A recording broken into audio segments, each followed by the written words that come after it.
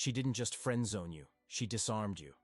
Piece by piece, she dismantled the man you thought you were, took your validation, your emotional stability, your sense of self-worth, and handed them back to you as a consolation prize, wrapped in the suffocating comfort of friendship. You've been told it's a sign of respect, a compliment even. That is a lie.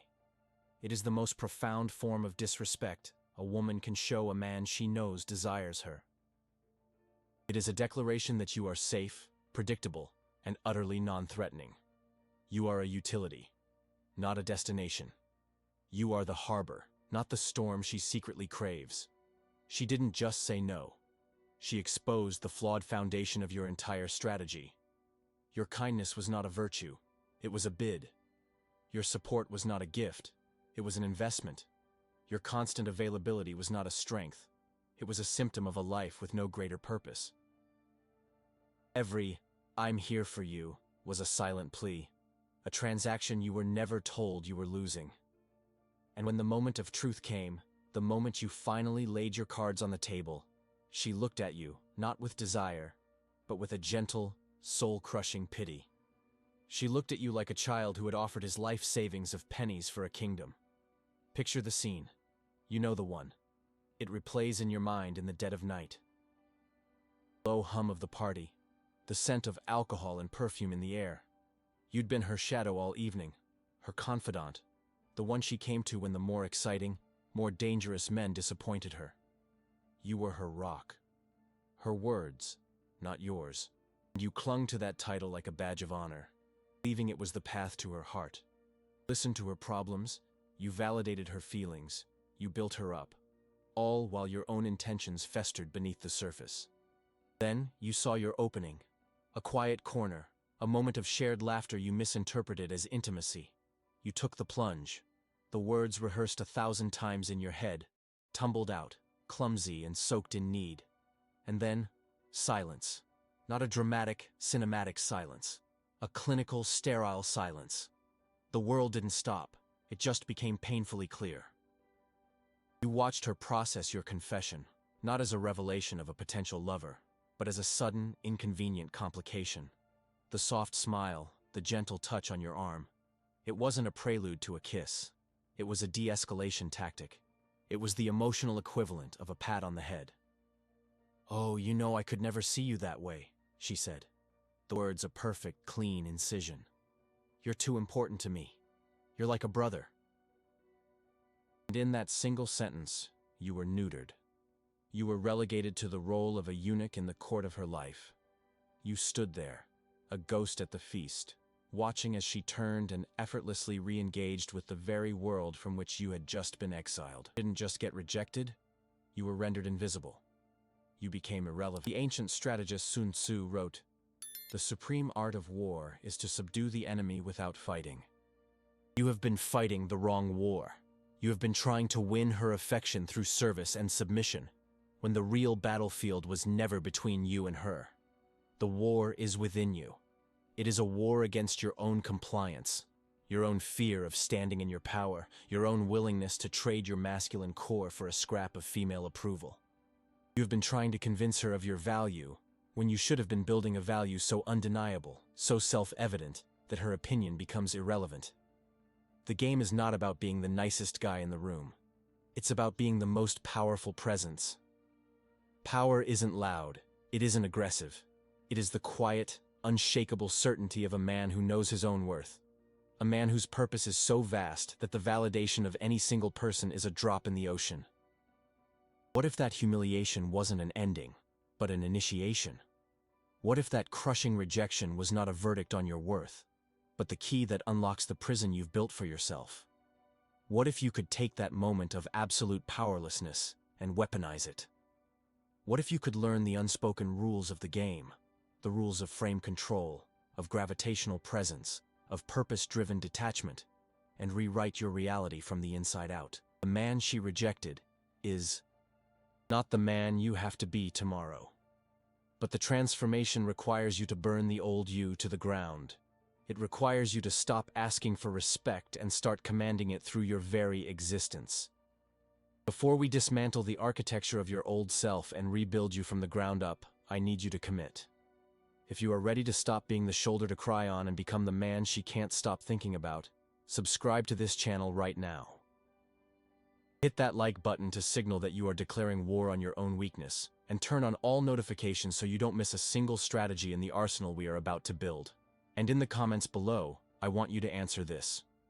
What was the moment your reality shattered? What was the power play that left you disarmed and woke you up to the cold, hard truth of the game? Tell us what city, what territory you're fighting from. Your war stories are the foundation of this new empire. Let's begin. The rejection was not the event. It was the outcome. It was the final, observable symptom of a disease that had been festering in the dark for months, perhaps years.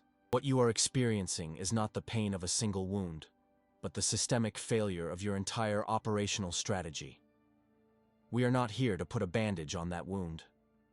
We are here to perform a cold, unflinching autopsy on the man you were, to identify the precise moments of organ failure that led to his demise. Only by mapping the anatomy of your defeat can you begin to build a successor who is immune to the sickness that killed him. This is the strategic deconstruction of your fall from power, a power you likely never even knew you had, and therefore could not defend. The process of losing masculine authority is not a sudden landslide. It is a slow, methodical erosion. It happens in stages, each one a concession, a small surrender that seems insignificant in the moment, but compounds into total capitulation. Let's dissect the 5 primary phases of this relational death spiral. The first phase is emotional concession. This is the first breach in the wall. It begins the moment you prioritize her emotional comfort over your own principles, boundaries, and reality. It seems noble. It feels like the right thing to do. It is strategic suicide. Consider this common scenario.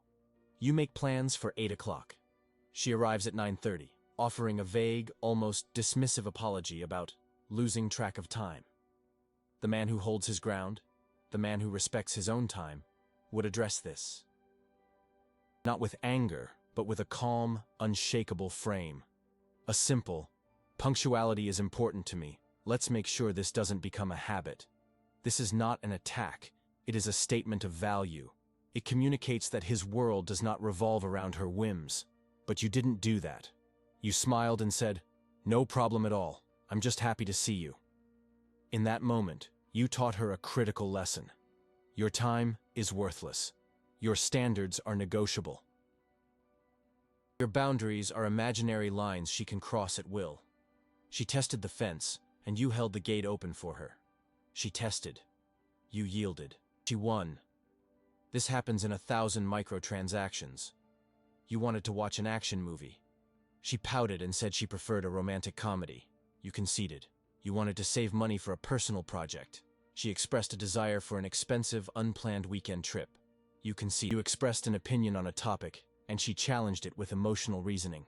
You softened your stance, backpedaled, and ultimately conceded, all to avoid the discomfort of her disapproval. Each concession is a brick you remove from your own fortress and hand to her to build hers. You think you are being accommodating. You are actually funding your own occupation. This leads directly to the second phase, the loss of frame control. Frame is the unspoken context of any interaction. It is the lens through which reality is interpreted. The person who controls the frame controls the interaction.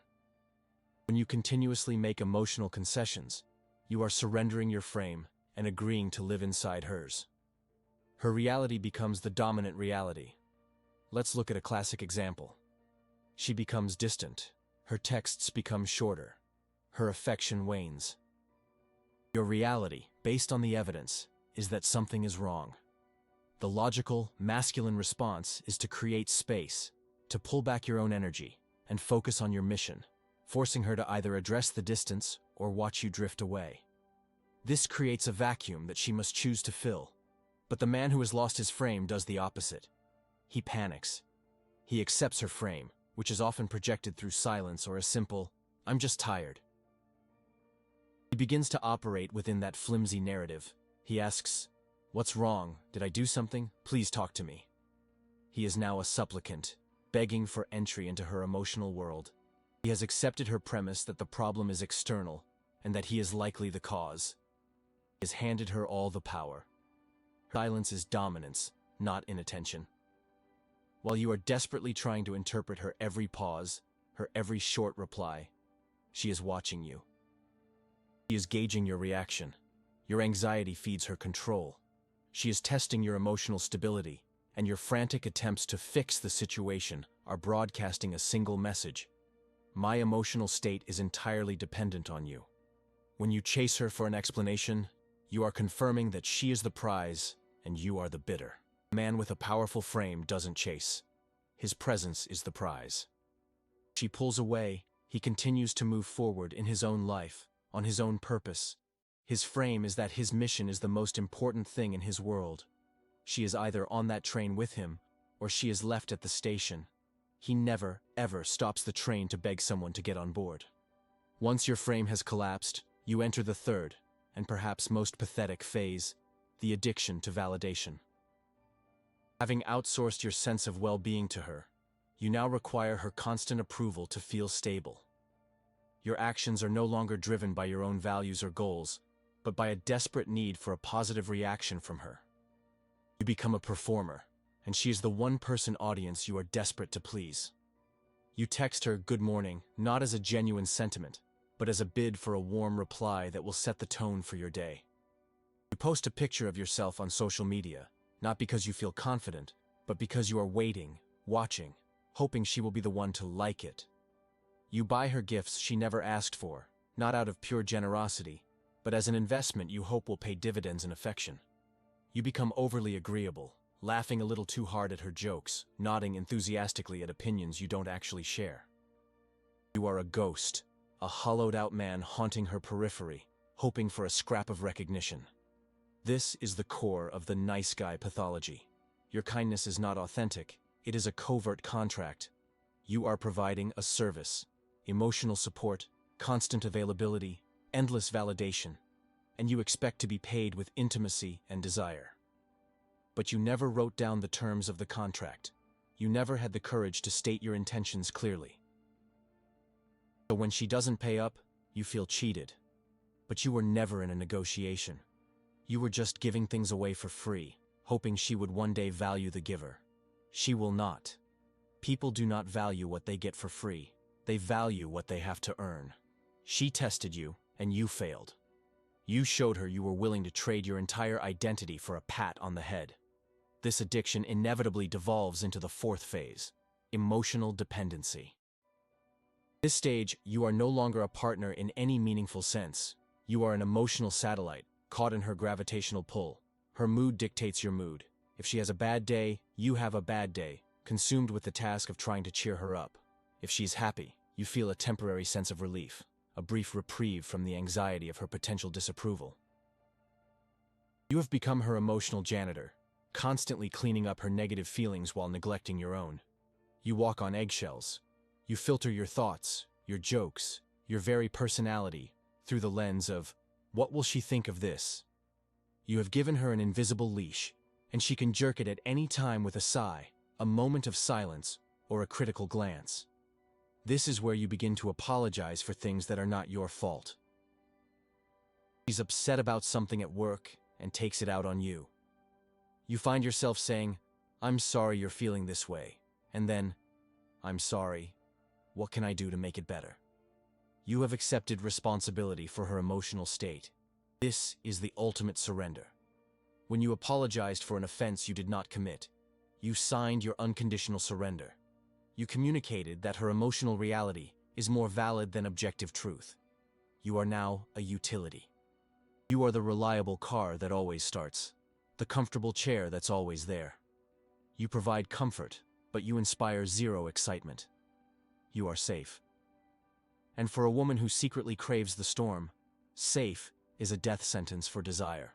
The final phase is the breaking of silence. This is the moment you mistake your desperation for courage. After months of simmering in a soup of your own weakness, after being relegated to the role of emotional support animal, you can't take it anymore. You orchestrate a moment, you take a deep breath, and you vomit your feelings all over her. You tell her how much she means to you, how you've been in love with her all this time. how you can't imagine your life without her. You lay your entire hand on the table, a pathetic collection of mismatched cards, and you look at her with the pleading eyes of a beggar. This is the moment of truth that was described earlier. This is the "you're like a brother" speech. But you must understand the strategic blunder you have made. You are not confessing your love from a position of strength and value. You are making a plea for a rescue. You are essentially saying, "I have no self-worth without you. My happiness is in your hands. Please, do something with it." You have revealed the entirety of your weakness in one fell swoop. To her, this is not a romantic revelation. It is an administrative problem. It is an inconvenient and slightly embarrassing mess she now has to clean up. Your confession doesn't inspire desire, it inspires pity. And pity is the poison that kills all attraction. You didn't just get rejected. You confirmed every subconscious suspicion she had about you, that you were not a man of power, but a boy in need of a mother. You were not a potential king, but a court jester who had forgotten his place. Now, as you listen to this, your mind is likely scrambling for a defense. Your ego is building walls, trying to protect itself from this brutal diagnosis. Let's address these objections head on. You might be thinking, but isn't it good to be nice and accommodating? Isn't that what women say they want? This is a fundamental misreading of the intelligence. Women consciously desire safety and reliability, but they are unconsciously drawn to strength and a hint of the untamable. There is a vast difference between kindness and niceness, abundance and strength. And man has strong boundaries and chooses to be generous within them. Niceness is a strategy born of fear and scarcity. A nice guy has no boundaries. He is accommodating not because he is generous, but because he is terrified of rejection. Kindness is a choice. Niceness is a compulsion. One is a position of power. The other is a plea for it. Another objection. But I was told that being emotionally open and vulnerable is the key to connection. This is a dangerous half-truth. Calibrated vulnerability, shown from a position of otherwise unshakable strength, can be incredibly powerful. It is showing a crack in the armor of a warrior. But what you engaged in was not calibrated vulnerability. It was emotional incontinence. You didn't show her a crack in the armor. You showed her you had no armor at all. You handed her your exposed, beating heart, and were shocked when she didn't know what to do with it. You must earn the right to be vulnerable. You earn it by first demonstrating immense strength, self-control, and an unwavering purpose. Revealing your deepest feelings to a woman who has not yet earned that level of trust is like giving the nuclear codes to a foreign agent. It is naive, and it is catastrophic. And the final, most common objection. This all sounds cold and manipulative. I don't want to be a jerk or play games. Wake up. You are already in a game. You have been playing it your entire life. You just didn't know the rules, so you have been losing consistently. Her tests are a game. Her silences are a game. Her use of emotional leverage is a game. She is not necessarily doing it with malicious intent. It is an intuitive, primal process of vetting. She is subconsciously testing for strength, and you have been failing every test. Learning these dynamics is not about becoming a manipulative puppet master. It is about understanding the fundamental laws of human nature, of polarity, of power, of respect, so that you can navigate the world from a position of self-possessed strength. The ultimate goal is not to control her. It is to achieve such absolute mastery over your own inner world that her actions and opinions become secondary. This isn't about playing a game. It is about becoming the man who is so grounded in his own reality that the games simply stop working on him. He is the game. The fall was not visible. It didn't happen in a loud argument or a dramatic breakup. It happened in the silence between your text and her reply. It happened in the hesitation before you stated your own opinion. It happened in every yes you said when your entire being screamed no. It happened in the quiet moments where you chose her comfort over your own respect. No one is coming to save you. No one is going to hand you back the power you so freely gave away. You have to seize it. But first, you must fully acknowledge where you lost it. So, before we move on to rebuilding the fortress, you must first survey the ruins. If you are finally ready to stop being the architect of your own defeat and start designing an empire of self-respect, then take the first step. Subscribe to this channel, for this is your new war room. Hit the like button as a declaration that you are done making concessions, and turn on all notifications, because every video is a weapon for your new arsenal. Now, for your first act of brutal honesty, answer this in the comments below. Which of the 5 stages of decline that we just dissected is the one that hits you the hardest? Is it the emotional concession, the loss of frame, the addiction to validation, the emotional dependency, or the final breaking of silence? Pinpoint the moment you first felt the ground give way. Acknowledging the breach is the first step to rebuilding the wall. Your honesty is your first move toward power. There is no going back for the weak man. There is only the construction of the new one. The man she rejected, the man who conceded his power piece by piece, is a casualty of a war he didn't know he was fighting. You are not here to mourn him. You are here to salvage the raw materials from his wreckage and forge a weapon. This is not a journey of healing. This is a campaign of reconstruction. It is not emotional. It is tactical. The battlefield is your own life, and the objective is absolute domain. We will now install the operating system for the man you are to become. The protocols are simple, but they are non-negotiable. They are cold, they are precise, and they are ruthlessly effective. This is your new code. Your first command is to cut the excess. Everything in your life that serves as a monument to your weakness must be demolished. Your phone is the primary crime scene. Go through your conversations with her, read them, absorb the stench of your own neediness, your over-availability, your pathetic attempts at humor that were really just bids for attention. Feel the disgust. Now, delete the entire thread. Erase it from your cloud backup. This is not a symbolic gesture. It is a tactical cleansing. You are destroying the evidence of a man you are no longer allowed to be. Next, you will perform a social media purge. Unfollow her. Unfollow her friends. Unfollow any account that serves as a window into the world you have been exiled from. You are not doing this out of anger. You are doing this to eliminate intelligence leaks. Every time you view her story, you are giving her power. You are telling the universe that she is still the sun your world orbits. From this moment on, your universe has a new center. Your attention is the most valuable currency you possess. You have been giving it away for free. The price has just become infinitely high. The second command: install silence. The man you were was desperate to fill every silence. He saw it as a void, a sign of disapproval. The man you are becoming understands that silence is not a void. It is a territory, and he who controls the territory controls the war. Your primary weapon in this new campaign is the strategic withdrawal of your presence. This is the reinstallation of scarcity. You will disappear from her life completely and without warning. No dramatic final text, no announcement. You simply cease to exist. You become a ghost. This sudden, unexplained absence is a pattern interrupt of the highest order.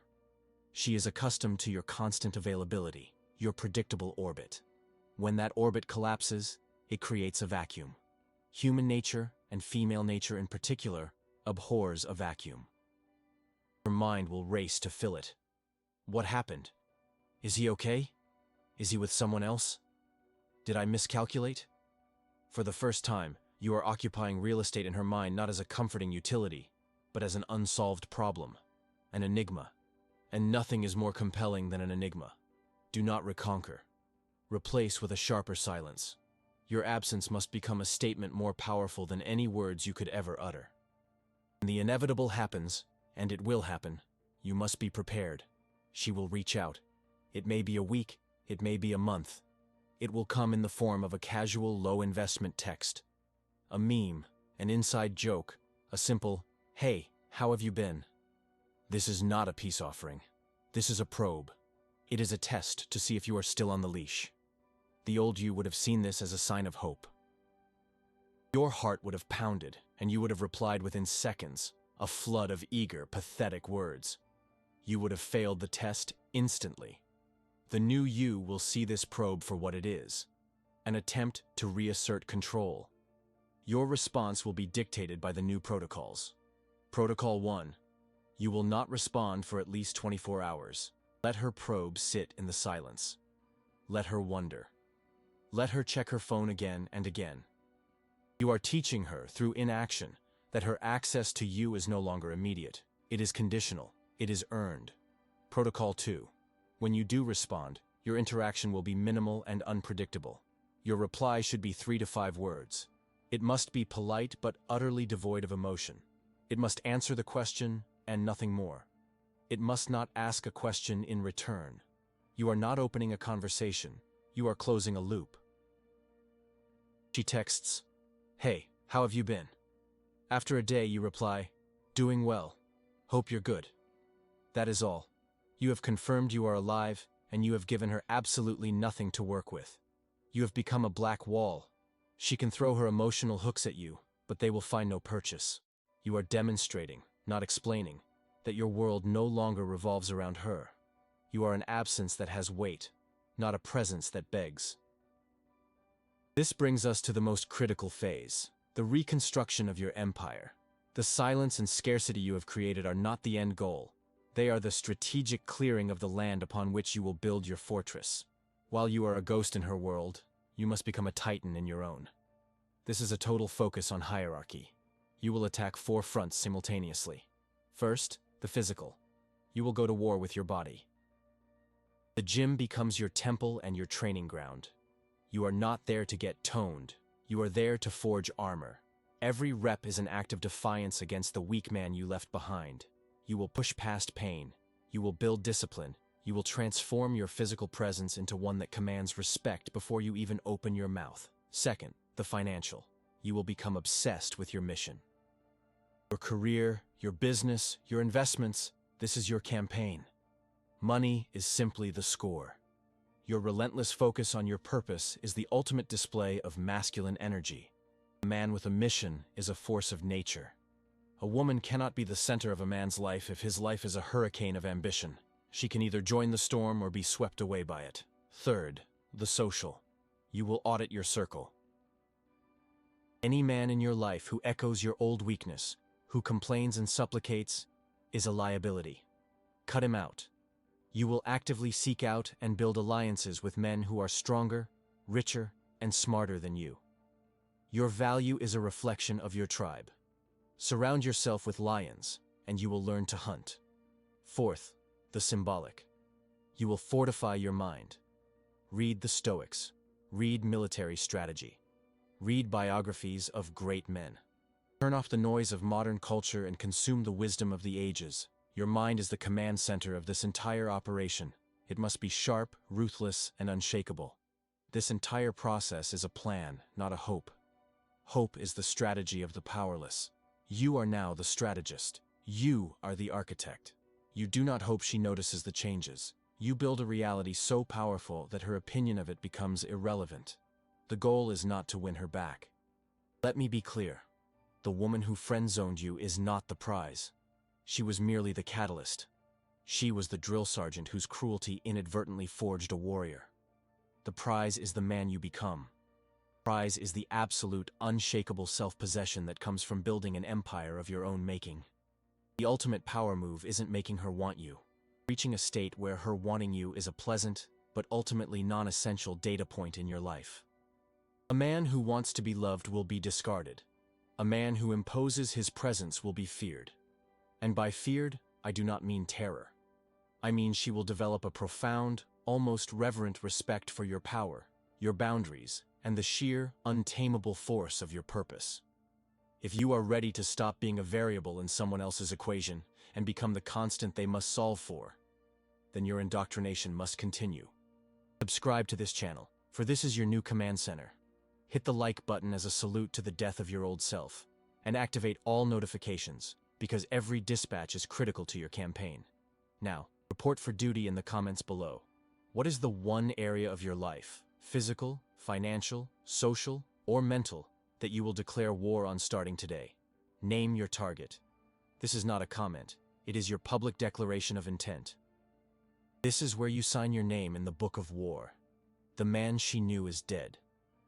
Let's make sure the man you become is one she is not even qualified to meet. The day will come. It is not a matter of if, but when. The universe is an engine of irony, and it will inevitably place you both in the same room again. A party, a mutual friend's wedding, a chance encounter in the cold light of day. The scene that once haunted your nights will be restaged, but you are no longer playing the same character. You will not be looking for her. You will not be scanning the crowd, a knot of anxiety tightening in your gut. You will be engaged, present, the center of your own gravitational field. Men will be listening to you. Women will be watching you, not because you are loud, but because your presence has a density, a weight that cannot be ignored. And then, she will see you. She will see you, and for a fraction of a second, her mind will access the old file. The file labeled safe, predictable, the friend. She will expect a familiar reaction, a flash of recognition in your eyes, perhaps a hint of the old eagerness, the shadow of the man who once saw her as the prize. She might even offer you a small, knowing smile, the kind a queen gives to a loyal subject, a gesture of benevolent power. It is a test, the final test.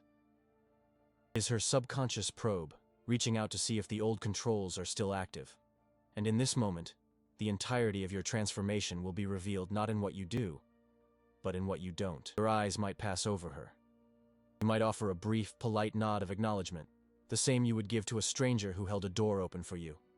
There will be no heat, no anger, no pain.